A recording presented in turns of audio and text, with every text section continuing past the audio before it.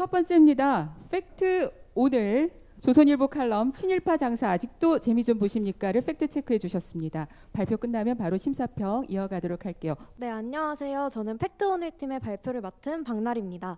저희 팀명 팩트 오늘은 매일매일 쌓여가는 사실 속에서 의견을 가려내고 진실을 마주하겠다는 팀명입니다. 저희는 8월 20일자 조선일보 칼럼 친일파 장사 아직도 재미 좀 보십니까?에 대해 팩트체크를 진행했습니다. 해당 칼럼은 8월 15일 광복절 즈음에 우리 사회에서 친일 담론이 이슈가 됐었는데요. 그런 맥락에서 쓰였는데 이승만 정부의 친일 청산에 대한 게 잘 이루어졌고 운동권 세력들이 오히려 이를 정치적으로 이용하고 있다는 내용의 논지입니다. 실제로 해당 칼럼에 대한 논박이 오가기도 했었는데요. 주요 일간지에 실린 칼럼인 만큼 정확한 검증의 과정이 필요하다고 생각해 주제로 선정했습니다. 먼저 북한에 대한 비교 대목입니다. 북한에 대한 친일 청산 정책이 행정 조치에 대해 서술한 문장에 대해 검증했는데요. 이에 대해 검토할 수 있는 충분한 자료는 없어서 검증 불가로 결론을 내렸습니다. 북한의 친일 행정 조치에 대해서 아예 공식적인 자료가 없는 것은 아닌데요. 1964년 동아일보와 1967년 경향신문에 각각 북한의 행정 조치에 대한 자료가 실렸습니다. 북한의 토지 개혁 과정에서 친일 담론에 대한 규정이 있었고 친일을 어떻게 조치할 것인가에 대한 논의가 있다는 자료였는데요. 이런 보도 자료는 있었지만 북한에서의 공식적인 자료는 찾을 수 없어서 저희는 잠정적으로 판단이 어려운 검증 불가로 결론을 내렸습니다.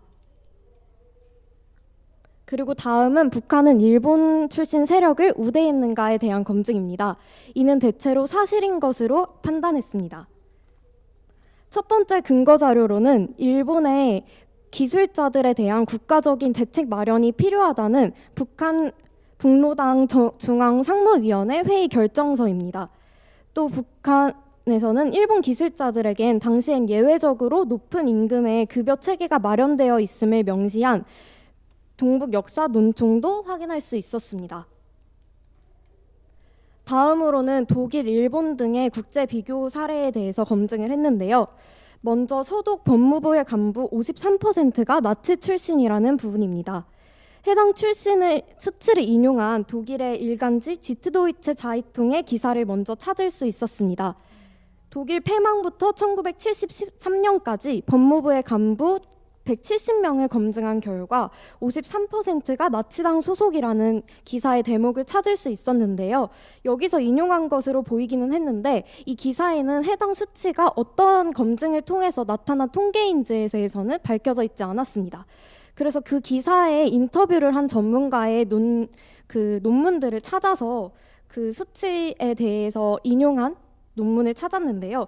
독일 법무부 독립과학위원회의 최종 보고서입니다. 이 보고서에는 1955년부터 1973년까지 나치당 소속 간부들에 대해 170명을 조사한 결과 53%가 나치당 소속이었다는 그 증거가 있었는데요. 다만 이 논문을 자세히 살펴보면 1955년 이후에는 나치당 소속 간부의 비율이 급격하게 줄어든 것을 볼 수 있습니다. 이것을 통해서 맥락을 무시한 단순 합산 결과라는 생각이 들어서 저희는 판단 유보의 결론을 내렸습니다. 그리고 다음 독일과 일본의 전범 재판과의 비교입니다.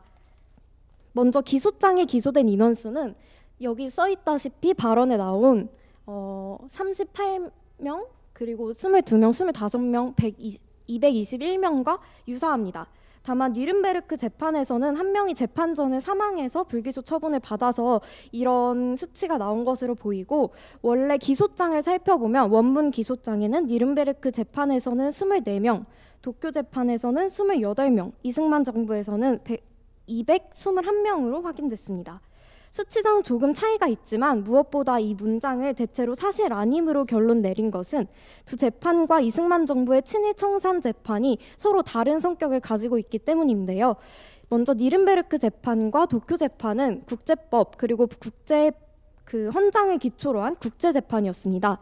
또 사후 조치에 대해서도 차이가 있었는데요. 뉘른베르크 재판은 후속 재판을 열어 전 세계 각지에서 후속 재판이 이어졌는데 도쿄 재판의 경우에는 재판 조기 종결 이외의 조치는 미흡했습니다. 이처럼 각각의 두 재판조차도 성격이 다르고 그리고 국제법 그리고 국내법 이승만 정부와의 재판과도 성격이 매우 다르기 때문에 이를 단순히 인용한 것은 통계 사용의 오류라고 생각이 들고 그래서 사실을 왜곡할 수 있는 가능성이 있어서 대체로 사실 아님으로 결론을 내렸습니다. 마지막으로 이승만 정부와 장명 내각에 대한 비교입니다. 이 비교에 나타나 있는 수치, 이 비교에 나타나 있는 32%와 60%의 수치에 정확한 통계 근거는 찾기가 어려웠는데요. 보도 자료와 학계 논문들을 다각적으로 검토했지만 정확하게 부합하는 수치는 없었습니다. 그래서 저희는 이것을 판단 유보로 결론을 내렸는데요. 이것을 판단 유보인 이유는 비슷한 수치는 찾았기 때문입니다. 이승만 정부 내에 관료 중에 국무위원으로 한정했을 때 국무위원 중 30명인 31%가 일제 관료 출신이라는 비슷한 수치의 자료는 찾을 수 있었습니다. 그래서 이것을 기준으로 잠정적 결론을 내리고자 저희가 자체적으로 조사를 해봤는데요. 이승만 정부에서의 국무위원 비중과 동일하게 장면 내각에서 국무위원 중 일제 관료 출신의 비중을 검토했습니다. 먼저 이승만 정부 내의 국무총리 이하 국무위원에서 중복을 제외한 재임 이상의 중복을 제외했을 때 일제 관료 출신은 30명, 친일 임명사전에 등재된 인물은 16명입니다. 같은 기준으로 봤을 때 장면정국 내각에서는 33명 중에 일제 관료 출신은 9명, 친일 임명사전에 등재된 인물은 6명으로 나타났습니다. 이를 보았을 때는 장면정국 내각에서 국무위원 중 일제 관료 출신의 비율은 35%로 해당 칼럼에 제시된 수치와는 사뭇 다른데요. 이 칼럼의 정확한 통계 수치는 저희가 알 수 없어서 판단을 정확하게 내리진 못했는데 이 부분은 해당 칼럼 필자를 통해서 정확한 통계 자료를 먼저 받은 후에 검토하는 것이 맞다는 생각에 판단 유보로 결론을 내렸습니다. 이같이 저희는 팩트체크 과정 속에서 저희가 검증할 수 있는 사실과 의견을 분리하는 과정이 가장 고민스러웠습니다. 아무래도 칼럼 기사다 보니까 정확한 통계나 수치, 근거에 대한 인용이 없어서 저희가 이것을 어떻게 검증하는 것이 옳은가에 대해서 많이 고민을 했는데요. 주제를 정하고 얼마 지나지 않아 결과를 내느라 아직 보완할 점이 많이 많지만 멘토님을 통해서 처음으로 전문적으로 팩트체크를 배우고 성장할 수 있는 기회였습니다. 앞으로도 팩트체크의 중요성과 책임감을 느끼면서 이를 실천할 수 있도록 노력하겠습니다. 감사합니다.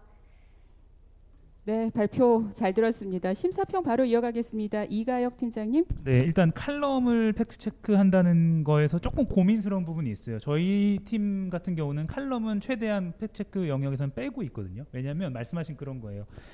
그 칼럼에서 무슨 이 수치를 어디서 썼는지가 다 확인이 안 되는 문장들이 많잖아요. 예를 들면 서울이 너무 교통 최악의 도시야라는 주장을 검증해 보겠습니다. 그러면 그래 대한민국 전국 시도 중에서는 아마 1위겠죠.